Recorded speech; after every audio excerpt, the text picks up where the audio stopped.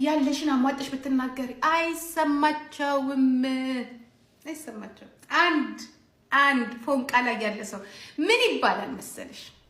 ከፈጣሪ ጎርጓሪ ይባላል። የኔ እህት አንደኛ የፈጠረች እናትና አባት ግን እንረሳለን ለጊዜው።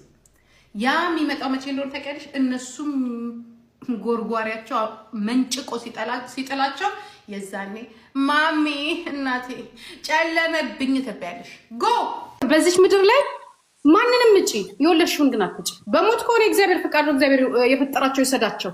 በክህደት ግን ስታጪ አሁን ታይ ብንላት አትተው። ምክንያቱም በእኔ አይቼዋለሁ ብዙ እናቶችም ያው ባለፈው ተበሳጭቼ የሆነ ቪዲዮ ለቅቄ ነበረ፣ ያው ተናድጄ ማለት ነው። በዛ ቪዲዮ ግን በጣም ነው ማዝነው። እኔ ነገሮች ይስተካከላሉ ብዬ ነው ያንን ቪዲዮ የቀረጽኩት ግን በስተመጨረሻ የሳምሪ እናት የሆነችው ጂጂ ኪያ መካሪ ሆነች በማለት ብዙዎች እየተነጋገሩበት፣ አንዳንዶችም ቀልድ በመሰለ መልኩ ጂጂ መካሪ ሆና ብቅ አለች በማለት ጉዳዩን ከዚህ እያመላለሱት ይገኛሉ። ብዙዎቻችሁ ታስታውሳላችሁ ብዬ አስባለሁ። በእግረኛው ፖድካስት አንዲት እናት ወደ ሚዲያ በመምጣት ልጆቼ አላስኖራሉኝ፣ 5ቱም ሴት ልጆቼ ከባድ ሆኑብኝ፣ ለእኔም አደጋ ሆኑብኝ በማለት መልእክታቸውን በቃለ መጠይቅ መልኩ አስተላልፈው ነበር። ከዚህ ክስተት በኋላ ብዙዎች በዚህ ጉዳይ በመነጋገር ምን አይነት ልጆች ናቸው በማለት ብዙዎች ጥያቄ ሆኖባቸው ነበር።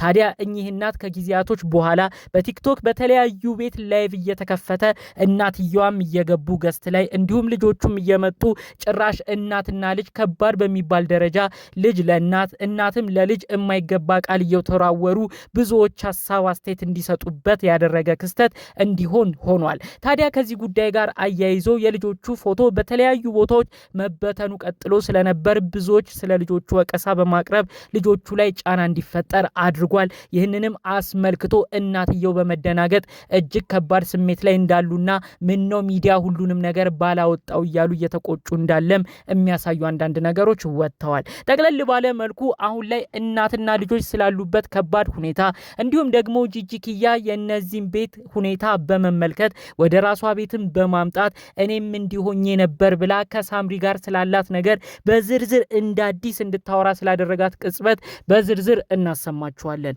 ሰላም ጤና ይስጥልን ውድ የሀገሬ ልጆች፣ በተለያዩ ዓለም ሀገራት የምትገኙ በያላችሁበት ሀገር ሰላማችሁ ይብዛልኝ። ዛሬም አዳዲስ በሆኑ ጉዳዮች ብቅ ብለናል። ለዚህ ቻናል አዲስ ከሆናችሁ ሰብስክራይብ በማድረግ ሁሌ የምንለቃቸው ቪዲዮዎች እንዲደርሱ ይሁን።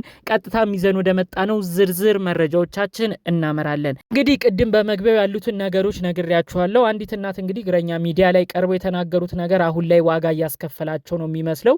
ልጆቹን ፎቶ ብዙ ሰው እንግዲህ በተለያዩ ቦታዎች በመለጠፍ እነዚህ ልጆች ናቸው እናታቸውን ያላከበሩት በማለት ብዙዎች ሀሳብ አስተያየት እየሰጡ ነው። በሌላ በኩል ደግሞ በልጆቹ በኩልም ሆነው ኧረ ተው እነዚህ ሰዎች መካከል አትግቡ፣ ልጆቹም ቢሆን የራሳቸው እውነት ይኖራል። ሁሉም እናት እንስፍስፍ አይደለም፣ ሁሉም እናት ጨዋ አይደለም፣ ሁሉም እናት የዋህ አይደለም። ምናልባት በእናታቸው ላይ ያዩት መጥፎ ተግባር ቢኖር ነው 5ቱም ልጆች ተባብረው እናታቸውን እንደዚህ እንዳልፈለጉ የተናገሩት፣ እናታቸውን ብዙ መጥፎ ነገር እንደምታረግም ያወሩት። ስለዚህ በልጆቹም አትፍረዱ ብለው ስለ ልጆቹም የተከራከሩ ሰዎችንም ተመልክተናል። እንግዲህ እናትየው ጠቅለል ባለው ጉዳይ ስላሉት አዝና እንግዲህ ከእንግዲህ እባካችሁ ልጆቼን የማይሆን ቦታ ላይ አትለጥፉ ፎቶአቸውን እያለች ሁሉ መልእክት ስታስተላልፍ ነበር።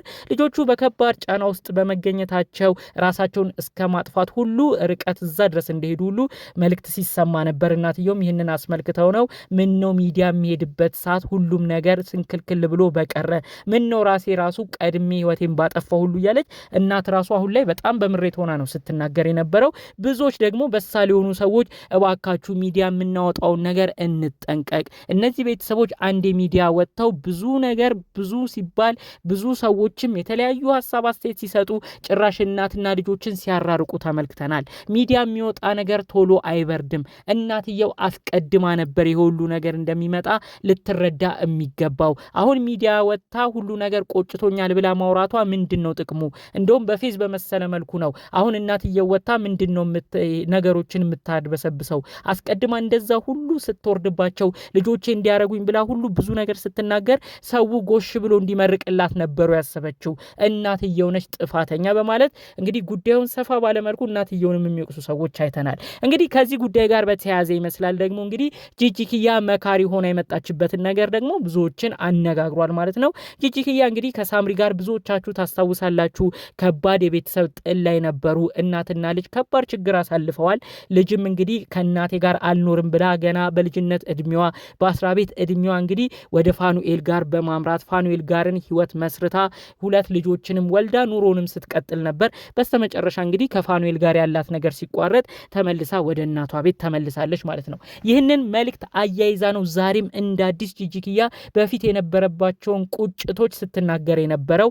አሁን እናትየውን የሚረዳ የለም። ልጆች አንዴ ልባቸው ተደፍኗል። በተለይ የሆነን ሰው ፈልገው ከሄዱማ ያ ሰው ሲሸሻቸው ነው ወደ እናት የሚመጡት። ስለዚህ እናትየውን የምረዳው እኔ ነኝ እያለች ጂጂኪያ የነበረችበትን ጊዜ በማስታወስ በእናትየው ቦታ ራሷን በማድረግ እኔ ነኝ የምረዳት፣ ልጆች ከባድ ናቸው በማለት ነው መልእክት ስታስተላልፍ የነበረው።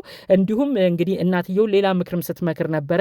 ቢቻል አንቺ ኢትዮጵያ ነው የምትገኙ፣ ሌላ መንፈሳዊ ቦታ እየሄድሽ ራስሽን ብታረጋጊ፣ መንፈስሽን ብታድሺ መልካም ነው። እኔ ጀርመን ሆኜ እንኳን በጣም ከባድ ነገር ደርሶብኛል። አጠቃላዩ እናትና ልጅ ሲለያይ ቀላል አይደለም። አንድ ፊቱ ልጅ ሲሞት ይሻላል። ልጅ ግን በህይወት እያለ እንደዚህ ተራርቆ ከእናት ርቆ በሚኖርበት ሰዓት በተለይ በሌላ ሰው መካሪ ሆኖ እናትም ያንን ልጅ ማግኘት ሲያቅታት እጅግ ከባድ ስሜት አለው በማለት ነው ስለ ጉዳዩ በደንብ እየተነተነች ስትናገር የነበረው። ከዚች እናት ጎንም እንደምትሆን መልእክት ስታስተላልፍ የነበረው። እንግዲህ ጂጂ በሰጠችው ሀሳብ ብዙዎች በመገረም ነው ጂጂ በየት በኩል ነው አሁን መካሪ ሆነሽ ብቅ ያልሽው እያሉ ብዙ ሀሳብ አስተያየት ሲያደርሷት የነበረው። እንዳጠቃላዩ ግን እንግዲህ ጂጂ በተለይ ከሰሞኑ እንደምናስታውሰው ልጇ ሳምሪ ከባለቤቷ ከልጆቿ አባት ከሆነው ከፋኑኤል ጋር መለያየታቸውን አስመልክቶ ወደ እናቷ ጂጂኪያ አቅንታለች። አሁን ልጇም ከእናቷ ጋር ነው የምትገኘው። ይህንንም ሁኔታ ራሱ እንግዲህ እናት ጂጂኪያ እየደጋገመች ስታመሰግን ነበረ። ፈጣሪ አምላክ ነው ከልጄ ጋር ዳግም ያገናኘኝ፣ እመቤቴ ማርያምን አመሰግናለሁ። እመቤቴ ማርያምን ስማጸን ነው ከልጇ ለምና ልጄ ወደ ቤቴ እንድትመጣ ያደረገችልኝ እያለች ከ3-4 ወራት በፊት በጣም ስታመሰግን ነበረ። ከዛ በፊት ግን እንግዲህ እንደዚች ሴትዮ ታሪክ ጂጂም በጣም በከባዱ ሁኔታ ከልጇ ጋር ከባድ ነገር ላይ ደርሰው እንደነበረ ብዙዎቻችን የምናውቀው ክስተት ነው ማለት ነው። የጂጂና የሳምሪ ደግሞ ለየት የሚያደርገው ለ7 እንደዚህ ዓመታት ያህል የቆየ ከባድ ጥል ነበር በመካከላቸው የነበረው።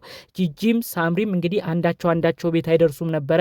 በመሃል እንደመታረቅ ብለው የሆነ መቀራረብ ነበር። በመቀጠልም ድጋሜ ተራራቁ። አሁን በስተመጨረሻ ነው እንግዲህ ሳምሪ ከፋኑኤል ጋር መለያየቷን ምክንያት አድርጋ ወደ እናቷ ቤት ያቀናችሁ ማለት ነው። አሁን ላይ እንግዲህ ያው እናትና ልጅ አንድ እንደሆኑ በተለይ ደግሞ ሳምሪ ራሱ አስቀድመን ቤተሰብ የምንነግረንን ነገር ብንሰማ መልካም ነው ሁሉ እያለች እንግዲህ ስለ እናቷ ጥሩ ነገሮችን እየተናገረች እንደሆነ ጠቅለል ባሉት መረጃዎች ማወቅ የተቻለው ማለት ነው። ጂጂኪያ ደጋግማ እንደተናገረችው ከዚህ በፊትም መልእክቶቹን እንዳስተላለፈችው እኔ ልጄ በልጅነት እድሜዋ ማግባቷ ትምህርቷን አቋርጣ ወደ ሌላ ቤት ገብታ በዛው መቅለጧ ያንገበግበኛል፣ ትምህርቷን እንድትቀጥልልኝ በጣም ፈልግ ነበር እያለች በተለያዩ ላይቭ ላይ ነው እንግዲህ እነዚህን ቃላቶች እነዚህን መልእክቶች ደጋግማ ታስተላልፍ የነበረው። እውነትም ጂጂኪያ ልጆቿ በጣም እንዲማሩ የምትፈልገው ነገር እኛም ብዙ ጊዜ ከምታስተላልፈው መልእክት የወሰድነውና ይህንን ሀሳብ የተስማማንበት ነገር ነው። አሁን ልጄ እየተማረችልኝ ነው፣ ጠንክራለች፣ አሁንም ቢሆን ህልሟን እንድታሳካ እፈልጋለሁ ብላ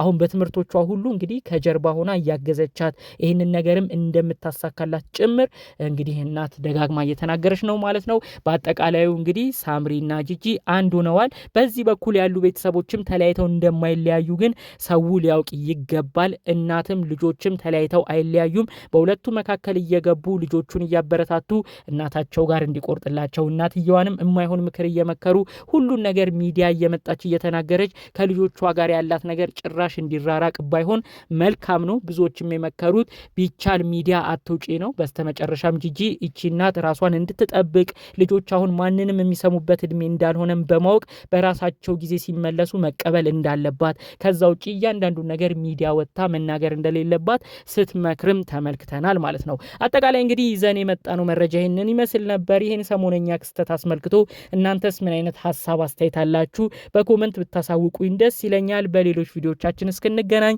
ሰላሙን ሁሉ ተመኘሁላችሁ። ሰላም።